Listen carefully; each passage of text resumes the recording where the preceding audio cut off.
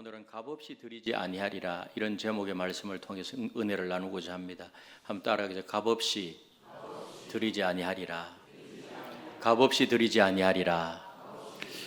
1912년 4월 14일 이 타이타닉호가 빙산과 충돌해서 침몰하기 시작했습니다. 그래서 영화로도 나왔지요. 타이타닉 영화 보셨죠? 그때 한 여성이 구명보트에 오르려다가 갑자기 이 선실로 되돌아갔습니다. 그녀는 자신의 목숨을 걸고 값비싼 그런 보석을 가지러 간 것입니다. 하지만 결국은 그녀는 배와 함께 가라앉고 말았습니다. 여러분, 우리 주변에는 영원한 생명보다 세상의 가치들을 더 중요하게 여기는 그런 사람들이 많습니다. 그들은 마치 침몰하는 배에서 보석을 찾으러 가는 것과 같은 그런 삶을 살고 있습니다. 이제 우리에게는 그들을 구원의 보트로 인도할 수 있는 귀중한 그런 기회가 주어졌습니다. 뭘까요? 바로 행복한 만남 전도 축제입니다.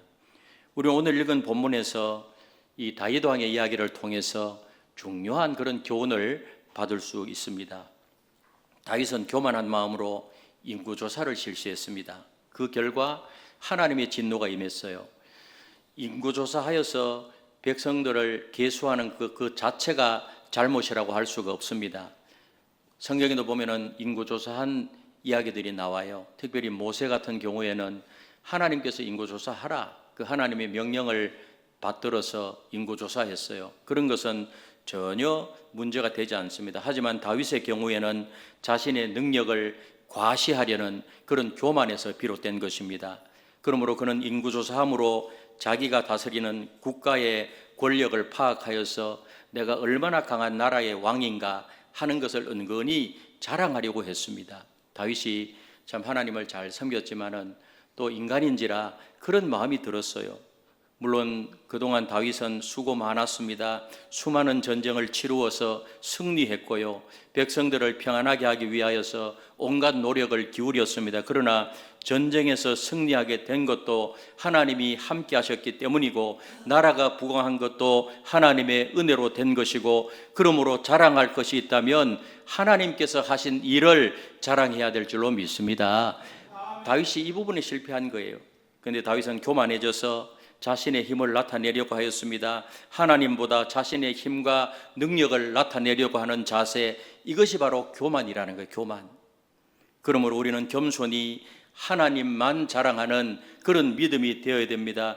기독교는 처음부터 끝까지 하나님의 은혜입니다. 오늘 저와 여러분들이 세상에 태어난 것도 하나님의 은혜요, 구원받은 것도 하나님의 은혜요, 현재의 삶으로 이렇게 주님의 몸된 교회 나와 예배드리며 믿음으로 걸어가고 있는 것도 하나님의 은혜요, 장차 하나님 앞에서 받을 상급도 하나님의 은혜인 줄로 믿습니다. 그래서 우리 기독교는 처음부터 끝까지 뭐라고요? 하나님의 은혜, 하나님의 은혜. 다윗은 교만의 결과 하나님의 징계로 하나님께서 전염병을 내리게 되었는데요. 코로나와 같은 그런 전염병을 내렸어요. 그렇게 했을 때 백성들이 막 죽어갑니다. 그런 상황 속에서 다윗은 하나님 앞에 기도하기를, 오늘 17절에 보니까 다윗의 기도가 나와요. 17절을 함께 읽겠습니다. 시작. 범죄하고 악을 행하는 자는 곧 나니이다. 하나님 여호와여, 주의 손으로 나와 내 아버지의 집을 치시고 주의 백성에게 재앙을 내리지 마소서.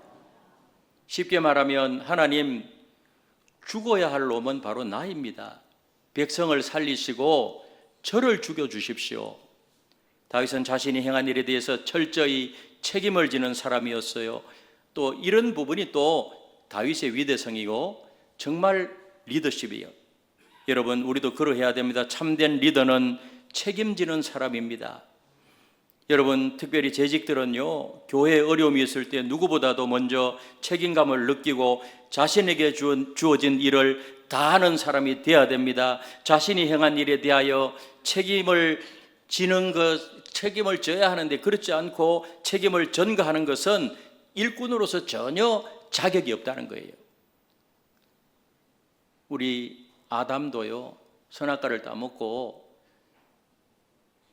하와한테, 아내한테 책임을 이렇게 전가해 버렸잖아요. 또 하와도 뭐예요?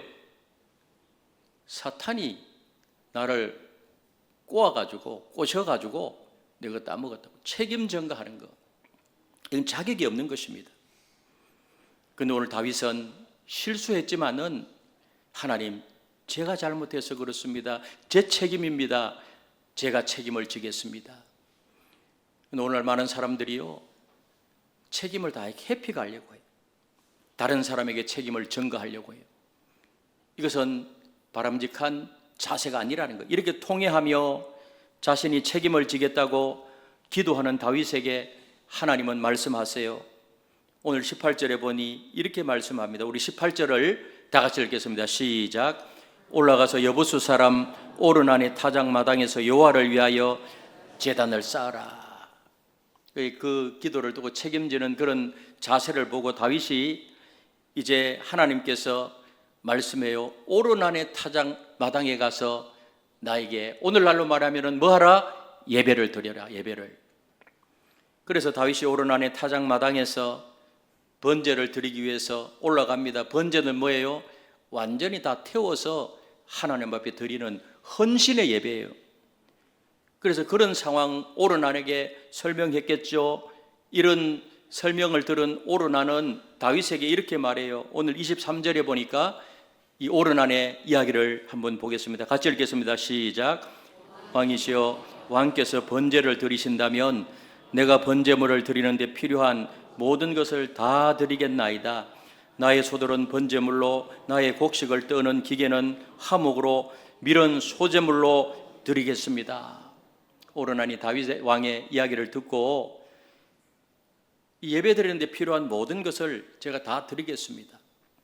소들은 번제물로 드리고 곡식을 떠는 기계는 화목으로, 밀은 소제물로 드리겠습니다. 이건 뭐예요? 공짜로 다 드리겠습니다. 왕이시여.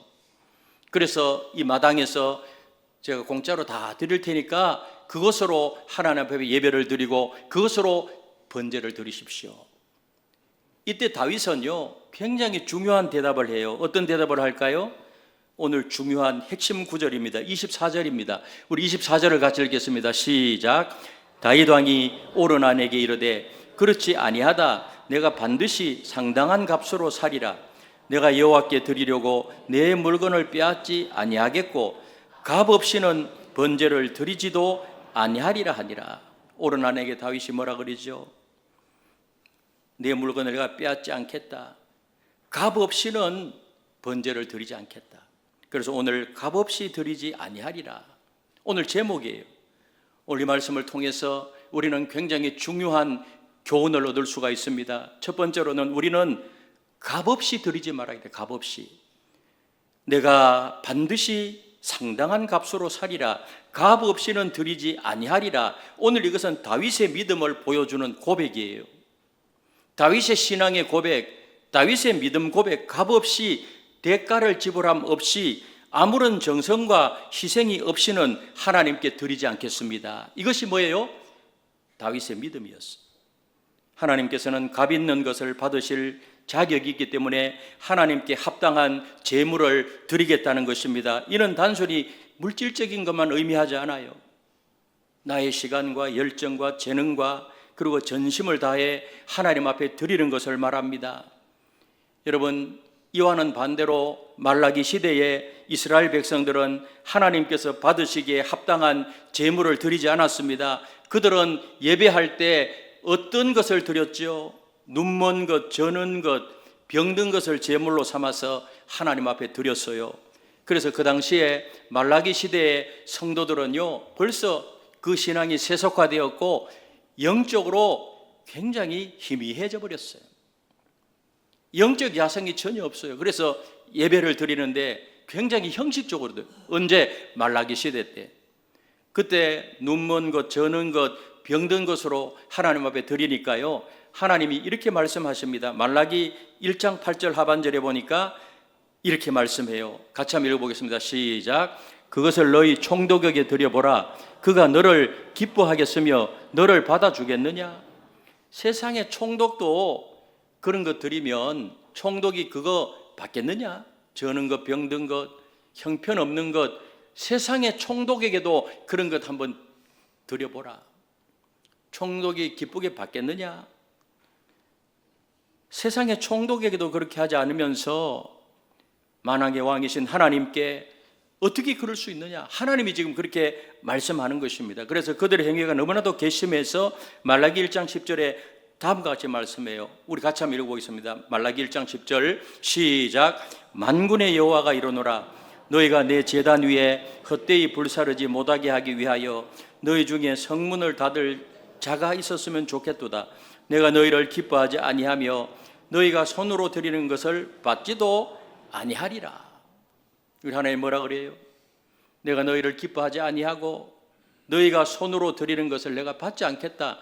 예배를 받지 않겠다는 것입니다. 그러므로 우리는 하나님께서 받으시기에 합당한 예배를 드려야 될 줄로 믿습니다. 하나님이 받으시는 합당한 봉사와 헌신의 삶이 되시기를 예수님의 이름으로 축복합니다. 우리가 부활절과 또 성찬절에 칸타타를 하잖아요. 그 짧은 30분 내지 40분 동안 찬양하기 위하여서 적어도 한두 달, 두 달, 세 달 걸쳐가지고 땀을 흘리며 연습을 하고요. 그리고 악보도 외워서 하고 그만큼 대가를 지불하면서 연습을 하기 때문에 자신도 은혜 받고 성도들도 은혜 받고 하나님께서 그 찬양을 기뻐 받으시는 것입니다. 여러분 값없이 드려보세요. 자신도 은혜 받지 못하고 부르는데 듣는 사람들이 은혜 받을 리가 없어요. 하나님께서 그런 것 안 받는다는 거예요. 우리가 매주일 드리는 찬양도 마찬가지예요. 우리 찬양팀도 마찬가지예요. 매주일 한국 찬양을 위해서 얼마나 많은 연습을 하십니까? 찬양 예배를 준비하기 위하여서 우리 찬양 단원들이 보면 연습하고 함께 통성으로 기도하고 희생하고 헌신하고 기도로 준비할 때 이미 준비된 것이고요. 하나님께 값없이 드리지 말아야 돼요. 우리 하나님 앞에 드릴 때 예배도 마찬가지 연습도 하지 아니하고 편리대로 대충 하는 것 굉장히 조심해야 됩니다. 우리가 이미 성경에 보면은 말라기 시대나 여러 가지 우리 모세오경이나 이런 것을 통해서 하나님은 대충 때우기식으로 대충 하는 것 그런 것 하나님은 받지 않겠다는 거예요. 우리가 한 생명을 전도하는 것도 마찬가지예요. 우리가 값없이 복음을 전할 수 없습니다. 왜냐하면 우리 주 예수 그리스도께서 우리를 위하여서 치르신 대가가 너무나도 크기 때문에 여러분 하나님 우리 주 예수 그리스도가 저와 여러분들을 구원하시기 위해서 대충 하셨나요? 아니잖아요.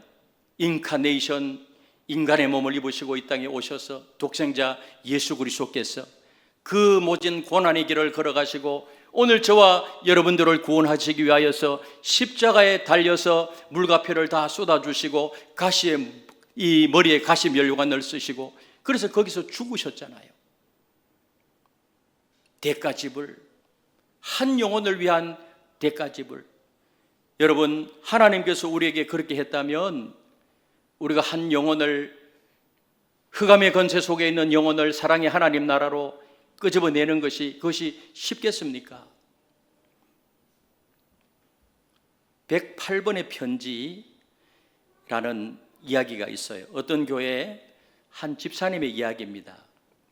이분은 20년 동안 불신자인 자기 아버지를 구원하기 위해서 매주일 편지를 썼던 거예요. 매주일 108번째 아버지한테 편지를 보냈을 때 그 아버지는 마침내 교회에 나오셨고 예수님을 영접했다는 거예요. 아버지 예수님 영접한 거 뭐 배 아프십니까? 그래서 몇 번 편지를 썼다고요? 108번째로. 옛날에 이슬비 전도 편지 이런 것도 있잖아요. 그래서 아버지한테 계속 했어요. 그리고 이분이 이런 이야기를 했습니다. 간증을 하는데요.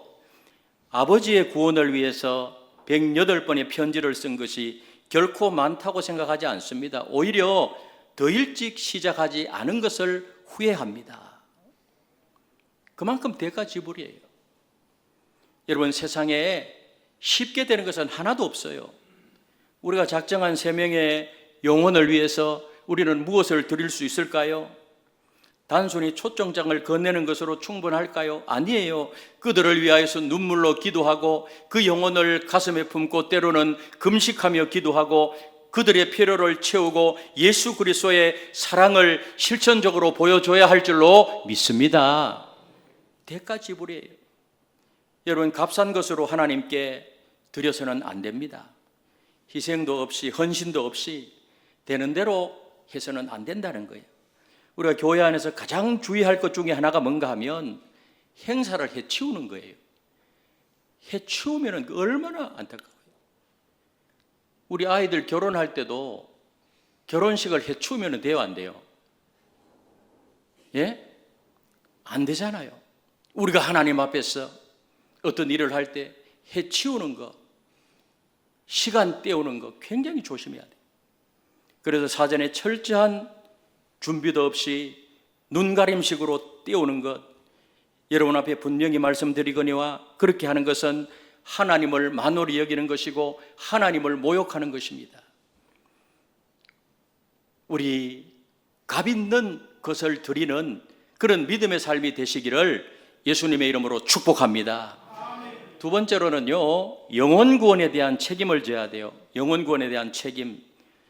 다윗은 자기의 잘못을 인정하고 책임지는 모습을 보여주었잖아요. 이 다윗의 리더십이에요. 그래서 하나님께 이 양 떼는 무엇을 행하였나이까? 청하건대 나의 하나님 여호와의 주의 손으로 나와 내 아버지의 집을 치시고 나와 내 아버지 집을 치시고 주의 백성에게 재앙을 내리지 마십시오. 내가 잘못했습니다. 나를 죽이시고 내 아버지 집을 치시고 이 백성의 죄는 없습니다. 하나님, 저들을 용서해 주십시오. 여러분, 우리도 이런 다윗과 같은 마음을 가져야 돼요. 에스겔서 3장 20절에 보면 이런 말씀을 합니다. 우리 에스겔서 3장 20절을 같이 읽겠습니다. 3장 20절 시작. 또 의인이 그의 공의에서 돌이켜 악을 행할 때에는 이미 행한 그의 공의는 기억할 바 아니라 내가 그의 앞에 거치는 것을 두면 그가 죽을지니 이는 내가 그를 깨우치지 않음이니라. 그는 그의 죄 중에서 죽으려니와 그의 핏값은 내가 내 손에서 찾으리라. 여러분, 죄인이 죽는 것은 자기 죄값으로 죽는다는 거예요. 의인이 죽는 것은 자기 죄값으로 죽는 거예요. 선인이 예수 안 믿고 죽는 것은 그 자기 죄값으로 죽는 거예요. 근데 여기서 끝나는 것이 아니고 그 뒤에 구절이 중요해요. 죽으려니와 그의 핏값은 내가 내 손에서 찾으리라. 여러분, 주변의 불신자들이 복음을 듣지 못하고 있는 것은 누구의 책임이라는 것이죠? 나의 책임, 우리의 책임. 우리가 복음을 전하지 않았기 때문에. 그래서 그 핏값을 내가 너에게 찾으리라. 여러분, 가정과 친구와 이웃과 그 나를 중심으로 이렇게 형성된 사람들이 있어요. 이것을 오이코스라 그러거든요. 그럼 그 중에 복음을 듣지 못한 사람이 있어서는 안 된다는 거예요. 그렇게 함께 있는데도 복음을 듣지 못했다. 그 핏값이 누구에게 있다는 것이죠? 나에게 있다는 거예요.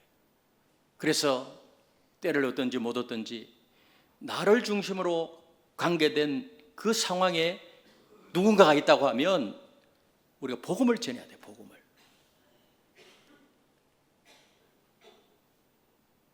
이제 우리에게 기회가 주어졌습니다. 우리 세 명의 영혼을 위해서 기도하고 그들을 초청할 기회인데요. 이 책임을 회피하지 말고 겸손히 받아들이고 행동으로 옮기시기를 주님의 이름으로 축복합니다. 한 소방관이요, 퇴근길에서 화재 현장을 목격했대요. 퇴근한 거, 이 소방관은. 퇴근했어요. 그래서 그냥 지나쳐도 돼요.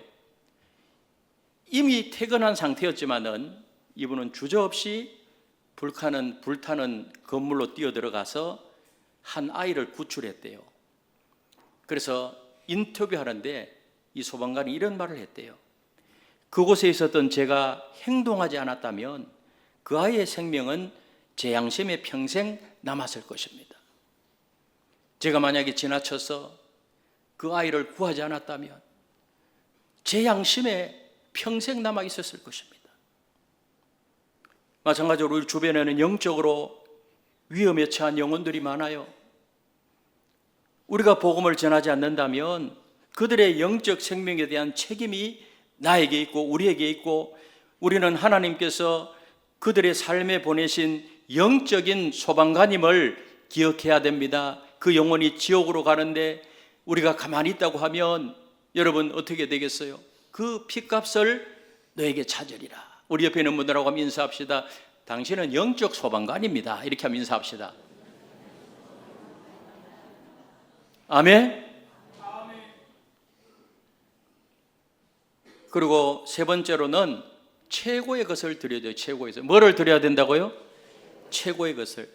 다윗은 하나님 앞에 드릴 때 최고의 것을 드리려 했어요. 우리 역대상 21장 25절에 26절 우리 같이 읽겠습니다. 시작.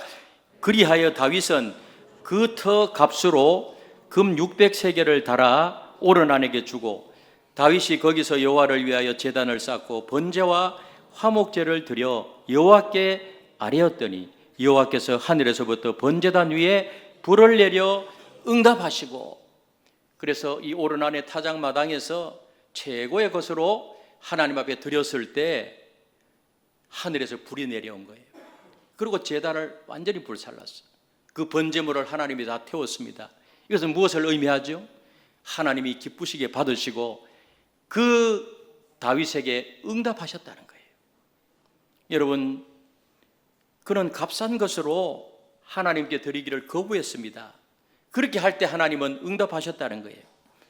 우리가 하는 전도도 마찬가지예요. 대충 전도해서는 안 됩니다. 우리의 최선의 최고를 다해서 우리가 복음을 전해야 됩니다. 그 영혼을 구원하기 위하여서 아무리 힘들어도 해야 돼요. 이는 단순히 말로만 하는 것이 아니고 우리의 삶으로 보여줘야 한다는 것입니다. 여러분, 우리가 작정한 영혼을 위하여서 최고의 것을 드리시기를 주님의 이름으로 축복합니다. 아멘. 그들을 위해서 금식하고요, 그들의 필요를 채우고 그리스도의 사랑으로 섬기고, 우리가 세상에 내가 살 생업을 위해서는 그 이상으로 하잖아요. 하나님이 우리를 건져주셨는데 우리는 하나님 앞에 대가 지불이 없어요. 값없이 드리지 아니하리라.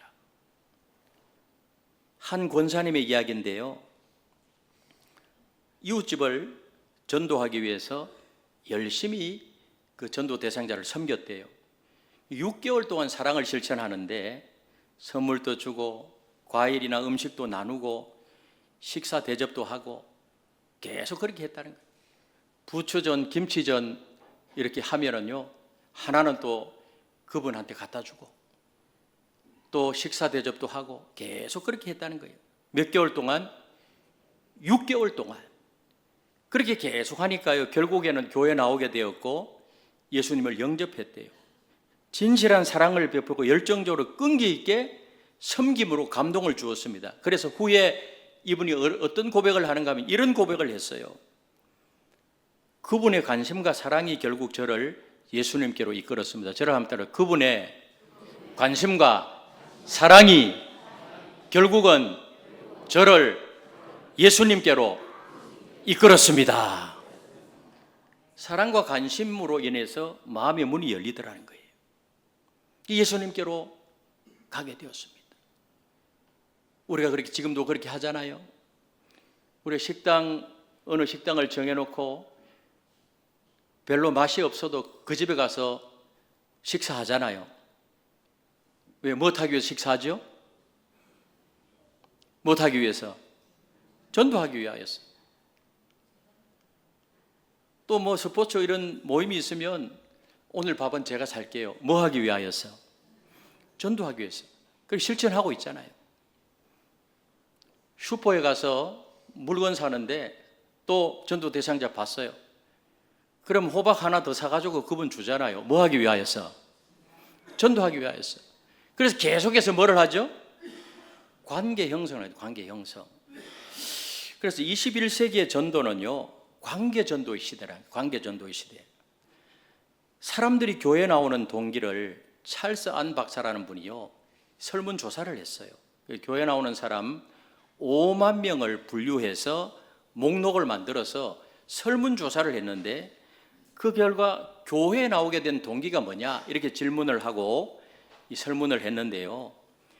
특별한 필요 때문에 교회에 나온다는 것이 1%에서 2%고요. 자발적으로 나왔다. 몇 프로? 4%에서 5%. 노방전도로 인해서 교회에 나왔다. 1%에서 2%. 우리가 전도 특공대 모여서 지금 오늘 몇 장 전도 돌렸죠? 예? 800개? 정확하게 보자. 801명에게 전도주의를 나누면서 복음 전했잖아요. 근데 몇 프로를 위해서 하는 거예요? 몇 프로? 1% 내지 2% 예수 믿도록 하기 위해서 수천 장의 전도지를 돌리는 거예요. 계속 해야 돼요. 한 영혼이 중요하기 때문에 계속 하는 거예요. 계속. 그런데 노방전도는 몇 프로? 1% 내지 2%. 교회 전도 특별 프로그램 2 내지 3%. 전도 집회 1 내지 2%. 교역자 설교 1 내지 6%. 90%가 뭘까요? 90%가 가족과 친구와 친척 관계를 통해서 교회에 나오게 되었어요. 90%. 그리고 우리나라 전도된 사람들의 설문 결과도요. 70% 내지 90%가 지인들과 관계 때문이라고요. 관계 때문에. 뭐 가족 관계, 친구 관계, 이웃 관계 그런 관계 때문에 평소에 친분 관계를 맺어서 교회에 나오게 되었다는 거예요. 자, 여러분 관계로 인하여서 예수 믿고 교회에 나오게 되었다. 손 한번 들어보세요. 하나도 없어요. 우리 교회는. 그럼 다 자발적으로 나왔어요. 자발적으로 교회 나왔다. 손 한번 들어보세요. 그럼 어떻게 해서 나오셨어요? 꿈을 꾸는데 하나님이 가라 해가지고 온 분 손 한번 들어보세요. 다시 한번 질문하세요. 여러분 관계 통해서 교회 나오게 되었다. 손 한번 들어보세요. 거의 다잖아요. 거의 다. 이 통계가요 70%에서 90% 거의 비슷해요. 그래서 오늘 21세기는 관계 전도의 시대. 그래서 우리가 평소에 친분 관계를 맺고 사람과의 관계를 잘 맺는 것, 그것이 바로 태신자예요. 태신자. 만일 우리가 더 관심을 가진다면 그들을 주님께로 인도할 수가 있어요. 지금보다 조금만 더 관계를 가지면, 관심을 가지면. 그래서 나의 예비 축복 대상자, 태신자를 위하여서 하는 일은 굉장히 간단해요. 단순해요. 이거 어려운 거 없어요. 심플해요. 여러분 복음은 단순해요. 복음은 복잡하지 않아요. 예수님 영접하면 하나님의 자녀가 되는 줄로 믿습니다. 교회에 나와서 믿음 생활하면 하나님의 자녀가 되는 거예요. 성경대로 예수님 이 땅에 성경대로 죽으시고 성경대로 부활하시고 성경대로 성천하시고 성경대로 재림하시고 그게 복음이에요. 죽으심과 부활하심. 단순해. 그것을 내가 믿으면 마음으로 믿고 입으로 시인하면 하나님의 자녀요 하나님의 백성이요 구원받게 될 줄로 믿습니다. 우리 태신자, 우리 예비 축복 대상자 지금 이렇게 하는 거 얼마나 단순한지 뭐예요. 어떻게 하는 거죠? 첫째 작정이에요. 작정. 몇 명 이상 작정해요? 3명 이상 작정해요. 그 다음 기도해요. 두 번째 기도. 매일 기도하는데 일주일에 5번 이상 기도하는 거예요. 그 영혼을 품고. 그 다음 세 번째 뭐 하죠? 사귀는 거예요. 사겨. 필요를 찾아 섬기고 사랑을 실천하고 그 다음에 초청하는 거예요. 언제 초청해요? 언제? 한 달 11월 10일 주일 열매는요 하나님께서 맺게 하세요. 그러므로 나지 아니할까 염려할 것 하나도 없어요. 우리가 씨를 뿌리는 것은 우리가 하지만 자라나게 하시는 분은 하나님이신 줄로 믿습니다. 나지 아니할까 조금 더 염려할 필요 없어요. 한번 작정하고 기도하고 사귀고 초청하고 하나님이 열매 맺게 하신다. 너무나 쉬워요. 여러분 전도는 단순한 우리의 의무가 아니고요. 이것은 특권이고 축복이고 우리가 복음을 전하면 믿음이 막 자라게 해요. 믿음이 자라게 해요. 우리가 영혼을 구원하는 일 아무리 힘들어도 해야 되는데 영혼 구원하세요 하면 이렇게 뭐라 할까? 마음을 닫아버려요. 마음을. 왜? 사탄이 가장 싫어하는 거거든요, 이것은. 근데 예수님과 하나님은 가장 중요하게 여기는 거예요. 가장 중요하게. 창세기부터 요한계시록까지 성경 전체 내용은 하나님 나라 건설이에요. 하나님 나라 건설. 그래서 하나님 나라 백성 만드는데 하나님이 아담과 하와를 창조했고 타락했지만은 아브라함을 부르셔서 제사장 나라 한 민족을 선택해서 그 민족을 거룩하게 만들고 그 민족을 통해서 이 하나님의 이방인의 빛이 되어서 구원해서 하나님 나라를 만드는 거예요. 그런데 하나님께서 하나님 나라를 건설하고 하나님 백성을 만드는 것을 그냥 하나님 혼자 하시는 것이 아니고 구원받은 창조한 하나님의 백성을 통해서 하나님은 그 일을 하시는 겁니다. 그 예수님이 이 땅에 오셔서 맨 먼저 설교한 내용이 뭐죠? 하나님 나라가 때가 찼고 하나님 나라가 가까이 왔으니 회개하고 복음을 믿으라. 예수님의 첫 번째 메시지. 그런데 이 하나님 나라를 건설하는데 하나님이 동력자로 삼기 위해서 오늘 저와 여러분들을 선택하시고 먼저 구원하시고 부르셔서 그 하나님 나라 건설에 하나님의 동력자로 오늘 저와 여러분들이 선택받아서 부르심을 받고 있다는 사실을 믿으시기를 바랍니다. 이게 바로 가치예요, 가치. 특권이에요, 축복이에요. 그러면 그 일에 동참하게 되면 내 믿음도 자라게 되고 여러 가지 많은 하나님의 축복이 있는 거예요. 모교의 젊은 집사님은 전도에 매우 소극적이었대요. 여기 3040 세대처럼 전도하라 하면은 이게 마음에 안 들어오고요. 소극적이에요. 그러다가 교회에서 이 행복한 만남 전도 축제를 준비하면서 작정하라 하니까 마지못해서 몇 명을 작정했는가 하면 한 명을 한 명. 오늘 3040 세대 작정했어요? 몇 명? 한 명? 3명 이상? 아, 끄덕끄덕하네요. 그런데요, 처음에는 매우 어색하고 힘들었지만은 그 한 명의 영혼을 위해서 기도하고 사귀고 접촉하고 그래 하는 과정 속에서 놀라운 변화가 일어났어요. 자기의 이기심이 줄어들고 사랑이 자라는 것을 경험했대요.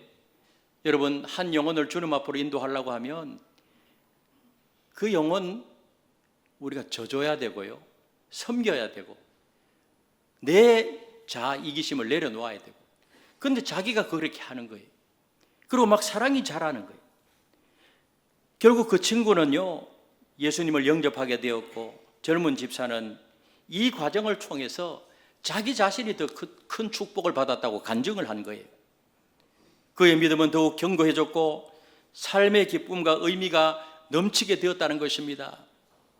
여러분, 우리는 전도를 통해서 놀라운 그런 축복을 경험하게 됩니다. 우리가 전도하면은 영적으로 성장하게 되고 기쁨을 경험하게 되고 한 영혼이 구원함을 받는 그 모습을 보면 그 기쁨은 이루 말할 수가 없고요. 우리가 나중에 천국 가서 내가 전도한 영혼이 천국에서 우리를 맞이하게 되면 그것이 나에게 축복이라는 거예요. 그리고 영혼 구원을 통해서 하나님의 구원 계획에 동참하게 되고요, 하나님의 능력을 체험하게 되고, 여러분, 전도 과정에서 우리는 종종 하나님의 초자연적인 개입을 경험하게 되고 놀라운 은혜와 축복이 있더라는 것입니다. 이것을 한번 경험해 보라는 거예요. 사랑하는 성도 여러분, 인류 역사상 가장 위대한 이야기는요, 바로 구원 이야기예요. 구원 이야기. 그래서 심리학자 빅터 프랭클은 그에 져서 죽음의 수용소에서 이런 말을 했어요. 우리 한번 같이 읽어보도록 하겠습니다. 시작. 삶의 의미를 발견한 사람은 어떤 상황 속에서도 살아갈 수가 있다. 왜 사람들이 자살합니까? 삶의 가치, 삶의 의미를 발견하지 못하기 때문에. 삶의 의미를 발견하는 사람은 어떠한 상황 속에서도 살아갈 수 있다. 여러분, 우리가 전하는 복음은 바로 삶의 가치를 제공하고 삶의 의미를 제공하고 단순히 종교적인 것을 이렇게 전파하는 것이 아니라 인생의 가장 근본적인 질문에 대해서 그 답을 제시하는 것입니다. 그러므로 이 일을 하는 것이 얼마나 가치가 있는가. 여러분, 사도 바울이 어떤 사람이에요? 당대 최고의 지성인이, 최고의 권력도 있었어. 그리고 가진 것도 굉장히 많았어. 로마 시민권을 가지고 있었어. 그런데 사도 바울이 부활하신 예수님을 만난 이후에 영혼을 구원하는 것이 가장 가치 있는 일이구나. 이것이 가장 소중한 일이구나. 그래서 이 소아시아를 다 복음화하고 유럽을 복음화하고 그리고 유럽이 복음화되어서 또 그 복음이 미국으로 건너가고요. 호주로 들어가고 캐나다로 들어가고 그리고 그 복음이 어디로 왔죠? 지도에 보면은 너무 작잖아요. 우리 대한민국이. 그 당시에 조선이 너무나도 작은 이 땅덩어리, 이 조선으로 이 조선 땅에 있는 영혼을 구원하기 위하여서 미국과 호주와 캐나다에 있는 그 젊은이들이요. 20대, 20대 전부 다. 20대 그 당시에 좋은 대학을 다 졸업했어요. 그 젊은 사람들이 이 조선을 구원하기 위하여서 우리나라로 온 거예요. 그래서 대한민국이 그때부터 예수 믿는 사람이 일어나고 교회가 생겨지고 오늘 우리까지 그 복음이 전해져서 이 나라의 민족이 이만큼 축복받고 있는 줄로 믿습니다. 가치, 너무나도 큰 의미예요. 그래서 바울이 무슨 고백을 합니까? 나의 갈 길을 다 마치고 믿음을 지켰으니 이제 후로는 나를 위하여 의의 면류관이 예배되었으므로 죽어도 의로운 재판장이 나에게뿐만 아니라 나와 같은 이런 그 영혼 구원에 힘쓰는 자들을 위하여서 동일하게 하나님께서 하나님 나라 그 놀라운 영광스러운 면류관을 예비하고 있을 것이라고 그렇게 호소하고 있지 않습니까? 사랑하는 성도 여러분, 정말 우리 앞에 귀중한 기회가 있어요. 잃어버린 영혼을 주님께로 인도할 수 있는 그런 기회입니다. 이를 위해서 우리는 다윗과 같은 마음을 가집시다. 값비싼 헌신을 드리고 영혼 구원에 대한 책임을 지고 최고의 것을 드림으로 영혼을 구원하는 축복을 경험하게 되시기를 바랍니다. 할렐루야! 우리 11월 달에 이곳에 내가 전도한 영혼들이 와서 함께 찬양하고 함께 말씀 듣고 예수님 영접하고 이런 모습을 보면서 하나님 앞에 영광 돌리는 그런 놀라운 은혜가 있게 되시기를 예수님의 이름으로 축원합니다.